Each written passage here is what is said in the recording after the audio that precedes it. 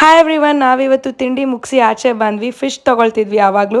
For a change ಇವತ್ತು prawns ತಗೊಳ್ಳೋಣ ಅಂತ ಹಂಗೆ ತಗೊಂಡು ಆನ್ ದ ವೇ ಕಾಫಿ ಕಟ್ಟೆಲಿ ಪ್ರೀತಮ್ಗೆ ಕಾಫಿ, ನಂಗೆ ಬೂಸ್ಟ್. ದೆನ್ ಮನೆಗೆ ಬಂದು ಪ್ರಾನ್ಸ್ ಗೊಜ್ಜು ಪ್ರಿಪೇರ್ ಮಾಡಿದೆ ನಮ್ಮ ಅಕ್ಕನ್ ಕೇಳ್ಕೊಂಡು. ನೆಕ್ಸ್ಟ್ ಸ್ವಲ್ಪ ಪ್ರಾನ್ಸ್ ನ ಮ್ಯಾರಿನೇಟ್ ಮಾಡಿದೆ. ಸೊ ನೈಟ್ ಏನಾದ್ರು ಫ್ರೈ ಮಾಡೋಣ ಪ್ರೀತಮ್ಗೆ ಅಂತ. ಅಡ್ಗೆಲ್ಲ ಆದ್ಮೇಲೆ ಇಡೀ ಅಡ್ಗೆ ಮನೆ ಕ್ಲೀನ್ ಮಾಡಿದ್ದೀನಿ ಇವತ್ತು.